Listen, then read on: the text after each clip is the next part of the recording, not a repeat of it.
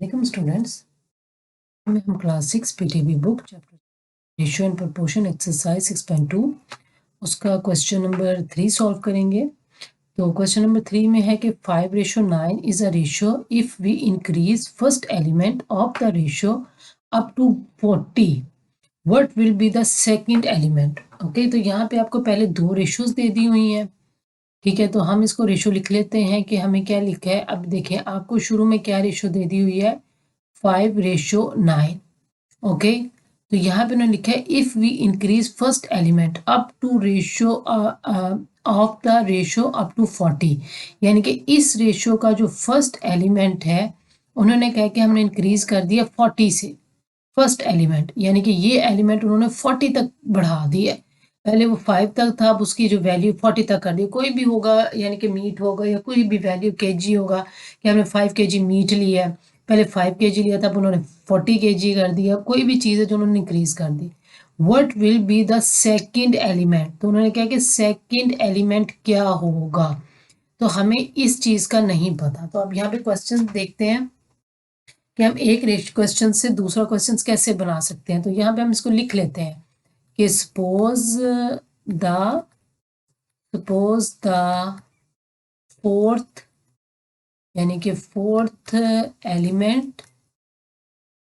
Element of ratio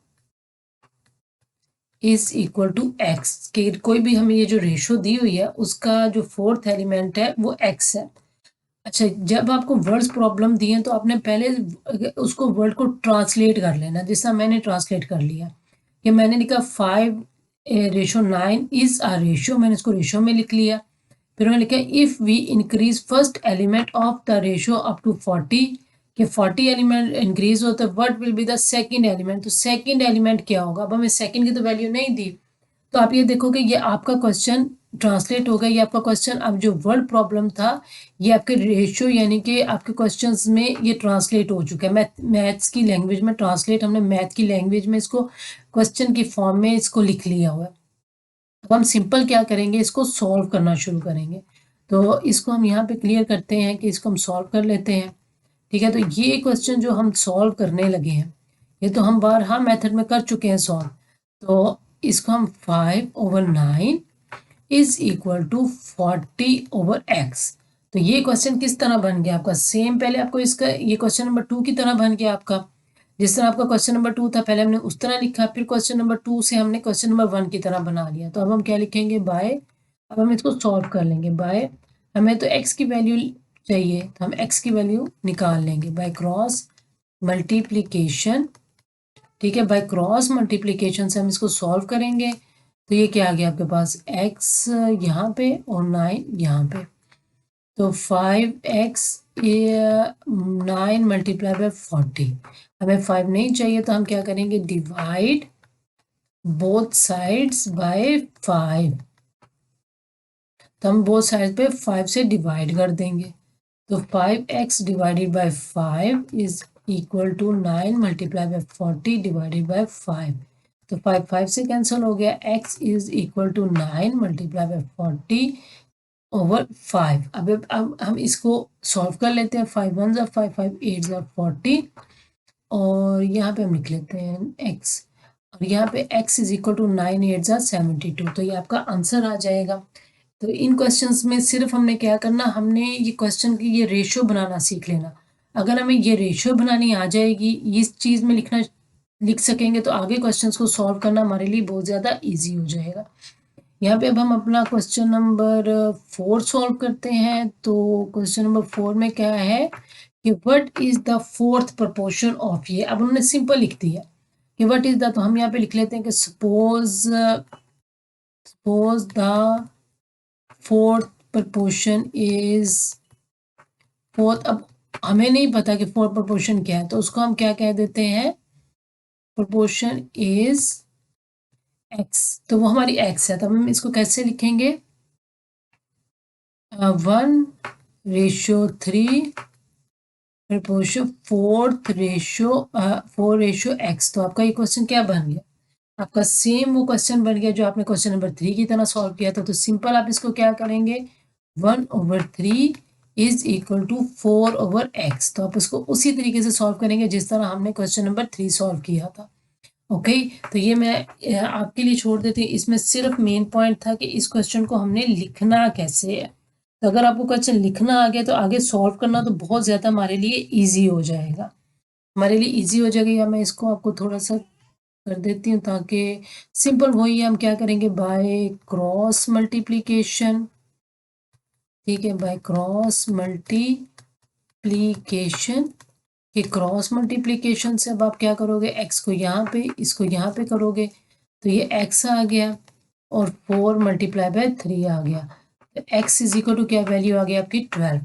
तो simple question था कि यहाँ पे तो इन्होंने कहा था कि एक चीज़ इंक्रीज हुई है, दूसरी चीज़ क्या इंक्रीज हुई, तो हमने वो चीज़ बना ली। यहाँ पे उन्होंने सिंपल हमें कह दिया कि ये आपके पास रेशियो फोर्थ एलिमेंट नहीं है, 3 दे दिए, चौथा नहीं है, तो हमने चौथा अपना एक्सपोज करके उसको सॉल्व कर लिया। अब यहाँ पे हम क्या करते हैं, हम अपना क्वेश्चन नंबर 5 थोड़ा सा उन्होंने थोड़ा सा स्टेटमेंट के तरीके से ट्रिकी सा दिया है लेकिन है बहुत आसान। Find the mean proportional of 4 और 9। उन्होंने क्या कि 4 और 9 का मीन प्रोपोर्शनल मालूम करें। ठीक है, यानी कि ये कोई आपको नंबर्स दिए तो उनका मीन प्रोपोर्शन। अच्छा, हमें पता है कि यहाँ पे हम लिख लेते हैं कि बाय द फॉर्मूला, हमें पता है कि हमारे पास जो by the formula of proportion, by the formula of proportion हमें पता है कि हमारे पास A रेशो B और यहाँ पे क्या होता है C रेशो D। हमें कुछ ऐसे दिया होता जिसमें ये हमारे पास क्या होता है, ये हमारे पास मीन होते हैं। ठीक है, और ये क्या होता है हमारे पास, ये हमारे पास एक्सट्रीम होते हैं।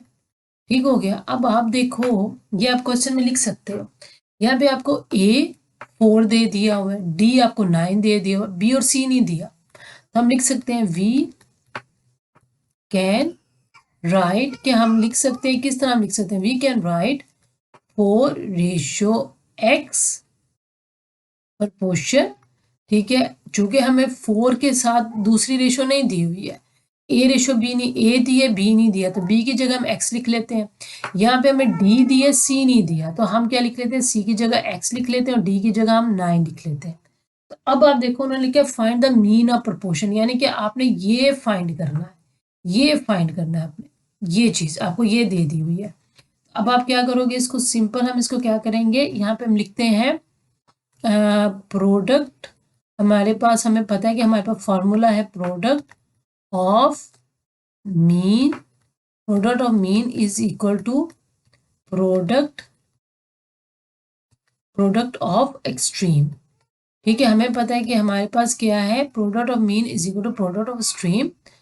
तो प्रोडक्ट ऑफ मीन क्या है, ये इन दोनों को आपस में मल्टीप्लाई करना, x मल्टीप्लाई बाय, सॉरी इसको मैं दूसरी फॉर्म में लिख लेती हूँ, x multiply by x is equal to 4 multiply by 9। ठीक हो गया, तो ये क्या हो गया, x को x के साथ मल्टीप्लाई किया, ये क्या हो गया, x स्क्वायर हो गया। ठीक है, और जब आपने 9 को 4 से मल्टीप्लाई किया तो ये क्या आ गया आपको 36। तो हमें तो खाली x की वैल्यू चाहिए, हम दोनों तरफ क्या करेंगे, स्क्वायर रूट ले लेंगे अपना। ठीक है, हम अपना स्क्वायर रूट ले लेंगे।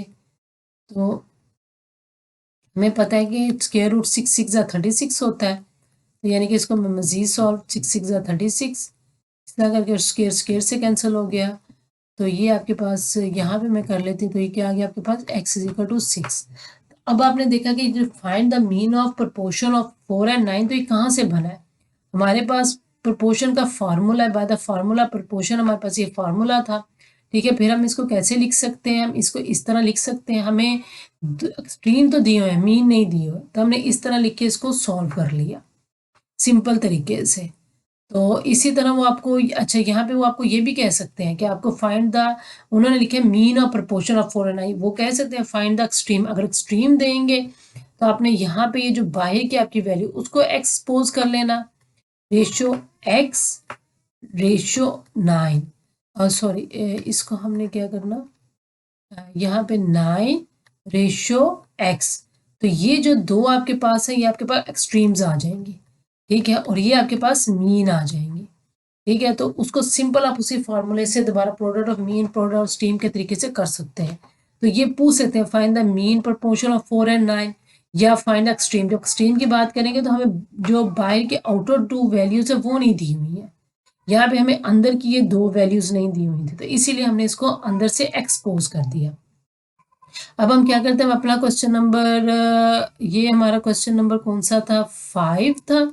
अब हम अपना क्वेश्चन नंबर 6 सॉल्व करते हैं। अच्छा, 6 में ये है कि if 150 shirts can be stitched on 6 swing machines, के हमारे पास सीने की मशीन्स हैं, स्विंग मशीन्स है, 150 जो है ना शर्ट्स, वो हम उस मशीन पे स्टिच कर सकते हैं। 6 मशीनें 150 शर्ट्स स्टिच करती हैं।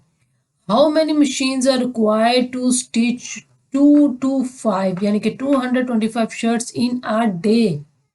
तो उन्होंने कहा है कि और कितनी मशीन्स हमें चाहिए, यानी कि 6 मशीनें 150 शर्ट्स स्टिच कर सकती हैं। तो 225 जो शर्ट्स हैं वो कितनी मशीनें होंगी, तो वो 225 शर्ट्स को स्टिच करेंगी।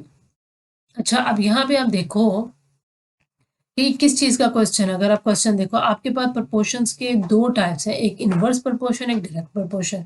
अब आप अगर इस तरह, अगर मैं इसका एक और, हम इसको इस तरह भी, इस मेथड से भी कर सकते हैं अगर हम इन्वर्स और डायरेक्ट में नहीं जाते हैं। हम सिंपल इसको अपनी सिंपल स्टेटमेंट रखते हैं। ठीक है, हम कहते हैं कि हमारे पास यहाँ पे शर्ट और स्विंग, अच्छा शर्ट्स हमारे पास है, शर्ट्स और स्विंग का रिलेशन है हमारे पास, और यहाँ पे भी शर्ट्स का है।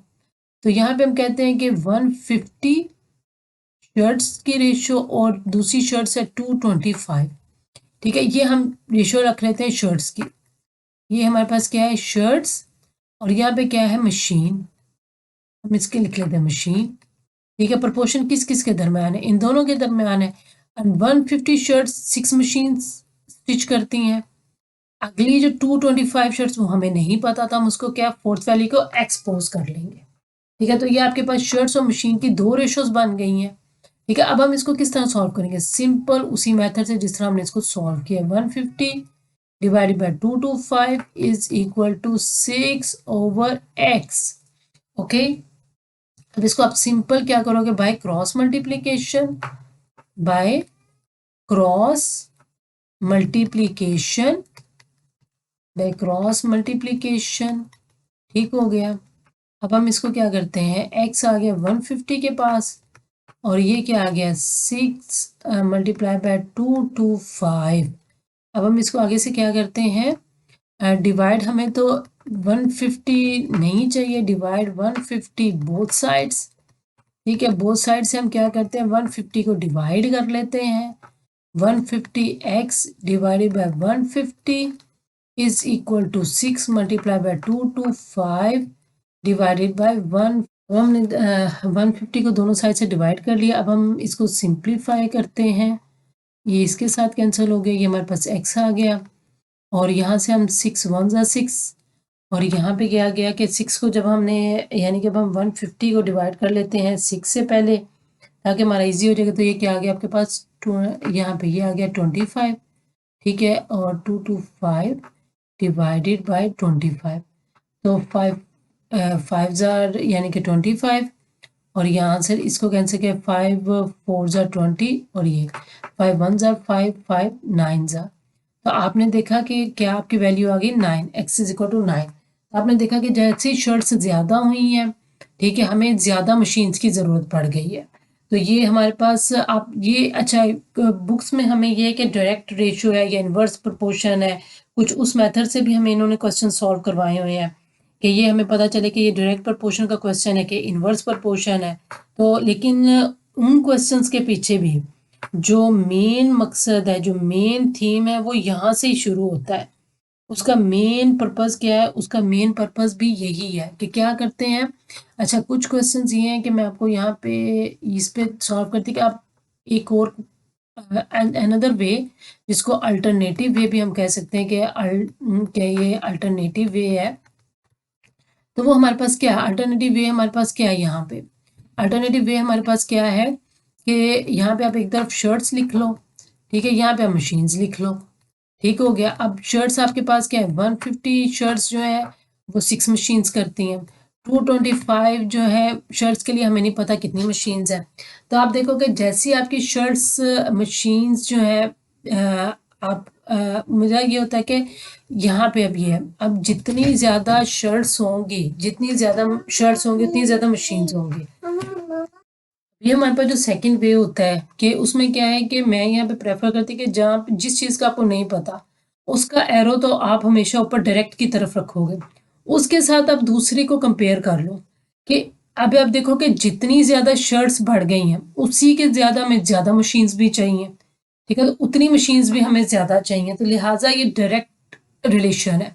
तो इसको आप सिंपल क्या सॉल्व करोगे, 2 to 5 ऊपर रखोगे, 150 आप नीचे रखोगे, ठीक है, और x को आप ऊपर रखोगे और 6 को आप नीचे रखोगे। तो अगर आप इसको इसी तरह सॉल्व कर लो तो 2 to 5 यहाँ पे क्रॉस मल्टीप्लाई हो जाएगा, x6 और 150, तो ये चीज़ आपके पास वही क्वेश्चन बन गया जो हमने पहले सॉल्व किया, तो उसको आप उसी मेथड से सॉल्व कर लोगे। तो ये आप पे डिपेंड है कि आप उस मेथड को फॉलो करो या इस मेथड को फॉलो करो। तो नेक्स्ट वीडियो में हम अपने नेक्स्ट क्वेश्चन सॉल्व करेंगे। टिल देन अल्लाह हाफिज़, see you in the next video.